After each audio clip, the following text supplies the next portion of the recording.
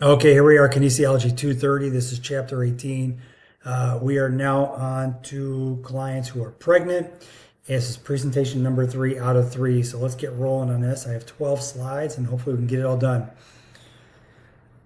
With most clients who come in who are pregnant, most have not achieved any kind of physical activity prior to becoming pregnant. And then they may receive some kind of recommendation from their physician to go ahead and start a workout program. And they're entering into this process completely blind. They've never worked out before. They don't know what to expect. And anything you do is possibly catastrophic to them in terms of the fetus. Now, I will tell you that you'll also have clients that come in who are avid worker outers who become pregnant, and they end up being people who are they wish to be avid worker outers going forward. In some regard, you have to kind of temper their expectation and work with them and guide them down a path so they don't blow themselves completely out of the water or injure themselves or cause harm to the fetus. So there's different sides or two ends to the spectrum.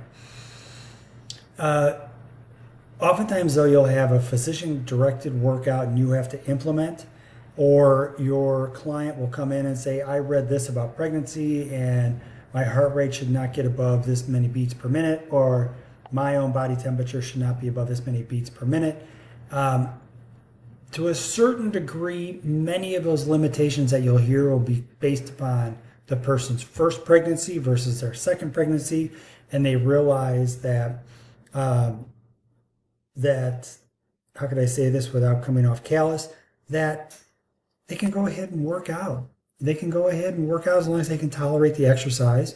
And until they get to the third trimester, quite frankly, they can continue to work out as they were within certain reason, depending upon the activity that they were doing. Now, this is especially true if they were involved in fitness previously. And again, this is especially true if they have experience in working out. They're going to be familiar with the effects of working out. It's not going to be an issue for them. Now, you may have to start off with your client, if they've never worked out before, just doing some walking, and to actually get them to be more comfortable with activity, to be more comfortable with what their heart rate is, and frankly, to set the early stages of adaptation so they can actually continue to work out and then be able to work out at an intensity as they go through their different trimesters.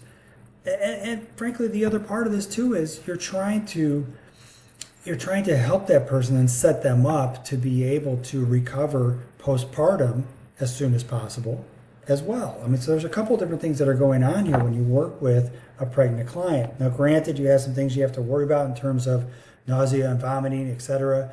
You know, the morning sickness, as it's referred to, during that first trimester. But in some regard, if your person's been cleared by a physician to go ahead and start working out or continue to work out, you can do so within certain reason, right? And feel confident in doing this.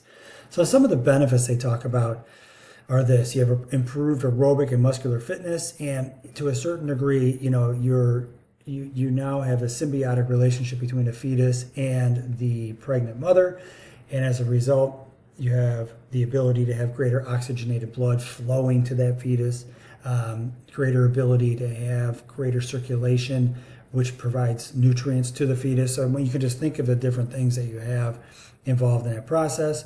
Faster return to pre-pregnancy weight, pre-pregnancy strength, pre-pregnancy flexibility, and there's more energy reserve. You know, and to a certain degree, in a much longer list here, we have these other things, and they're all on the table. They are all of benefit, and different clients will respond differently to working out while pregnant, and different clients will have different physiological, psychological, and emotional responses to working out while pregnant, but also postpartum. And the big things you look at are things like preeclampsia, pregnancy-induced hypertension, and you have a situation where your clients will they will have regular visits to their physician, And as a result, when they go in to see their physician, they'll do a myriad of different tests just to make sure that mom and the fetus are doing well. And perhaps this will creep up in terms of hypertension. So it might be something where they come back and they say to you, hey, we've been working out, which is great, but we may need to make some changes because of preeclampsia. Then you have gestational diabetes, where it's a form of diabetes that is diagnosed during pregnancy. So it's somebody who is not diabetic going in, or type 1 or type 2 diabetic going into being pregnant, but it's something that happens as a result of becoming pregnant. Physical activity itself, it can play a role in reducing a risk of preeclampsia, and there's other favorable effects as well in terms of insulin secretion when we start talking about the gestational diabetes. But again, you're going to have a client who's going to see their OB-GYN, frankly, their OB, on a regular basis. And so these are things that are not going to fester for a long time and all of a sudden take you by surprise. I mean, you're talking with great regularity, they're going to see their doctor, and as a result, you're going to be able to course correct rather quickly. Some of the mechanical and physiological changes that you see in terms of cardiovascular, respiratory, mechanical, metabolic, and thermoregulatory. With cardiovascular response, it's going to change the heart rate and oxygen consumption of the person. Now, as a result, you may have to use an RPE. I've had clients who had wearables on, and they were very adamant about not going above a particular heart rate. And if they did get close to that heart rate, then we had built-in protocols where they would recover for 2 minutes to go back to a more acceptable heart rate range for them, which is fine. That's what they wanted to do. But with RPE, the challenge you have is because it's so subjective to the person, they need to have some familiarity to what is exertion, what is hard work.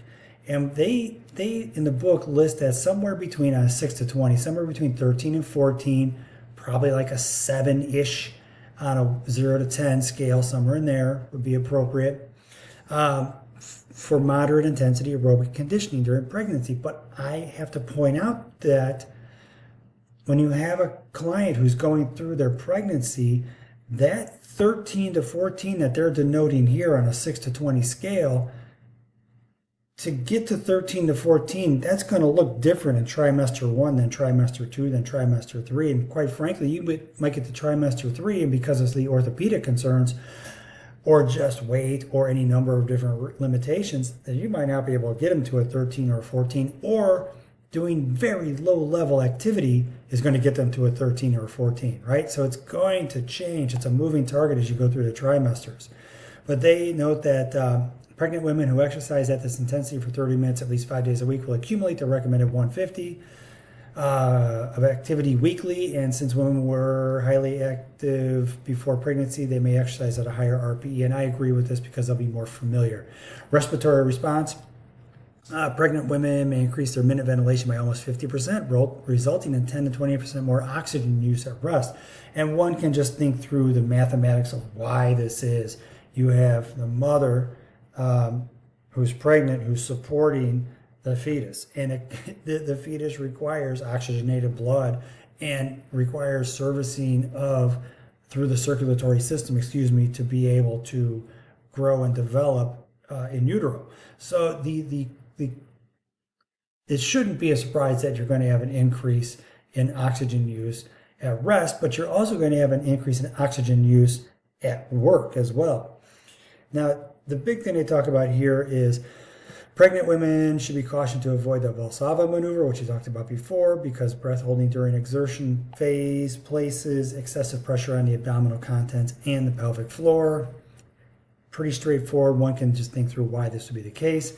But you have to, again, think of this in terms of an ever-evolving workout plan, because day 1 is not going to look like day 2, and trimester 1 is certainly not going to look like trimester 2 or trimester 3.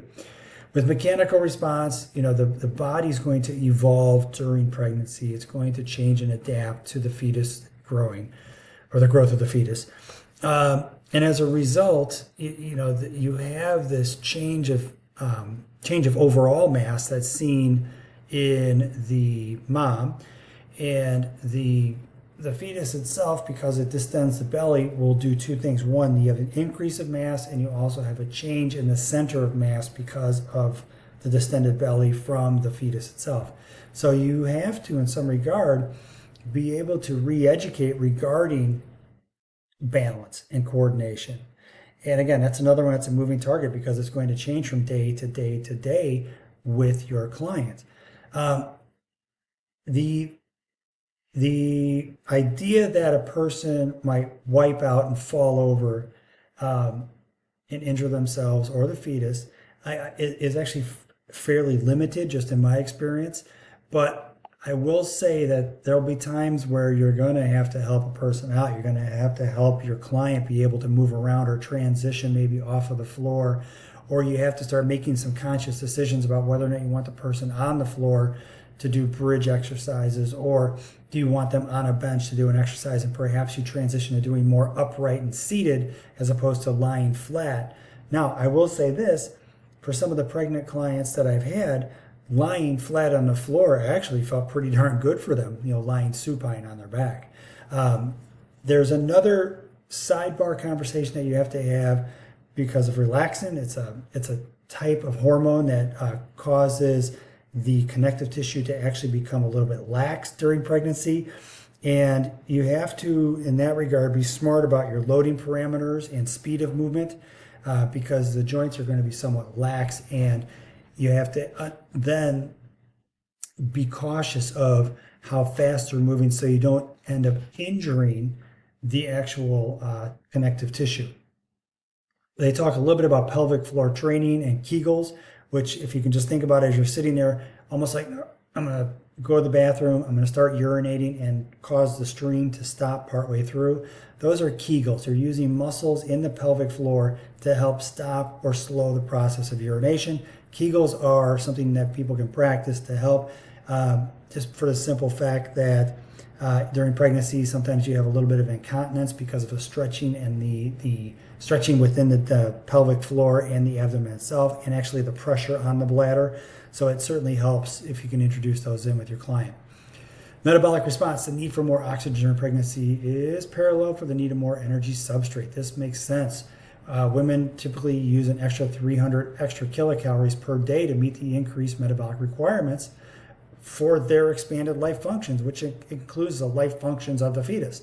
So this is an indication that clients have to be smart in terms of their caloric balance, meaning how many calories are they taking in versus how many calories are they burning out. And there has to be an adequate amount of nutritionally dense food items, and also having the proper amount of hydration to stay hydrated throughout the day. What they do note here, which I thought was kind of interesting, is they talk about be sure to take sufficient quantities of calcium, B12, vitamin D, iron, and folic acid to achieve a healthy pregnancy outcome. Since the negative effects of poor maternal nutrition can be devastating, all pregnant women should receive nutritional counseling from a qualified professional to develop healthy habits. Usually they're handed some kind of flyer by their doctor and say, here, go do, and that's how nutrition is handled. But you can definitely be more proactive on that. All right. So with the thermoregulatory response, pregnancy elevates a woman's basal metabolic rate. You have greater heat production, and that can be increased by exercise. So there's many times a client will state they want to not become too overheated for those reasons. During that time, that pregnant clients should do things to facilitate heat dissipation, through adequate hydration, appropriate clothing, optimal environmental surroundings. Try to get an air-conditioned environment. Don't be out in the sun working out. Be smart about the exercise intensity, but also, be smart about warm up and cool down and what's going to be appropriate for your client on that day. Headaches, dizziness, disorientation, those are all indicators of potential issues, and just be smart about it. So pregnant women should be made aware of these things and know when to reduce exercise. They offer some guidelines here. Isometric and motionless standing should be avoided. I would kind of commit that to memory. And then from this, here's a list that you can pause and take a review on as well. All right, with this, contraindications for exercise during pregnancy, take a read of that. And I got about 5 more seconds here. And with that, I'm going to go ahead and close it out. Thank you so much.